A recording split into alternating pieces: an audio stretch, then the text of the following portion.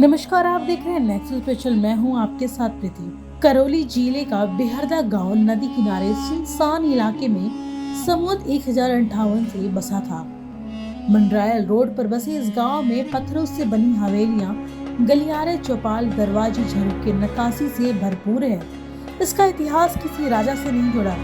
अपने व्यापार के दम पर यहाँ के बोहरों ने अपना एक अलग तरह का साम्राज्य खड़ा किया था। वो आज भी गुजरे खुशहाल वक्त की गवाही देता है। डांग क्षेत्र इस गांव को रेनी कह रहा है।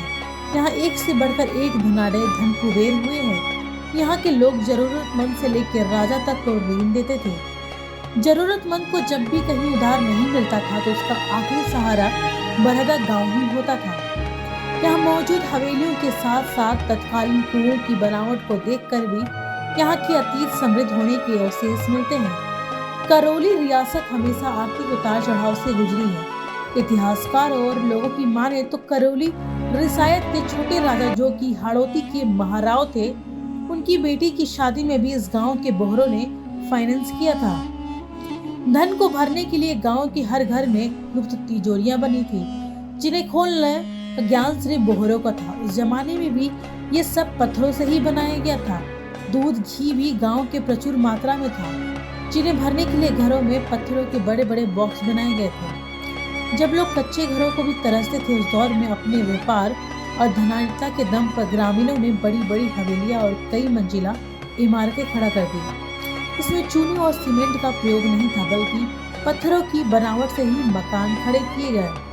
ये गांव उस जमाने का बैंक कहा जाता था, जिसमें आसपास की सभी रियासतों के सिक्के मिलते थे। इनमें खास तौर पर धौलपुर, ग्वालियर, करौली और जयपुर रियासत के सिक्के शामिल थे। जिस रियासत की मुद्रा चाहिए वो यहाँ से ले जा सकता था।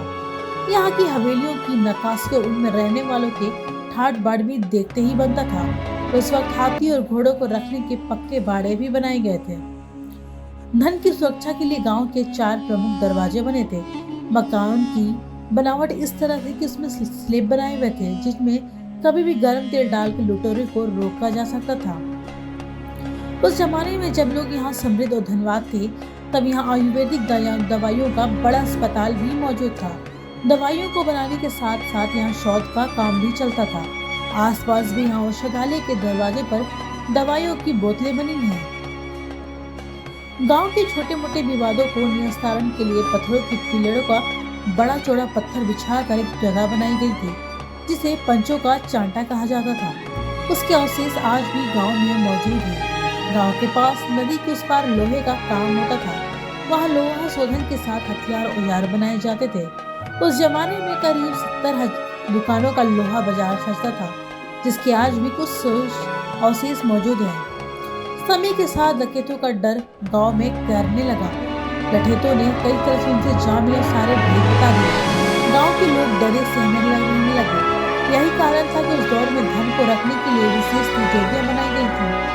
लेकिन एक दिन आया जब गांव में डकैती हो गई। घर की भेदी लंगर ढा गए, ऊँटों पर लाद कर सारा माल ले जाया गया। लेकिन कुछ गुप्त तिजोरियों में अब भी बहुत धन बचा था। स्थानीय बोहरों ने उस धन को समेटकर गांव खाली कर दिया और अलग अलग शहरों में जाकर बस गए। रह गई तो बस ये हवेलियां और तन्हाई। अब बस चंद लोग यहाँ रहते हैं। कभी किसी ने इन हवेलियों, इस गांव को बचाने की रत्ती भर भी कोशिश तक नहीं की और धन कुबेरों का यह गांव आज के टाइम पे उजाड़ बन गया।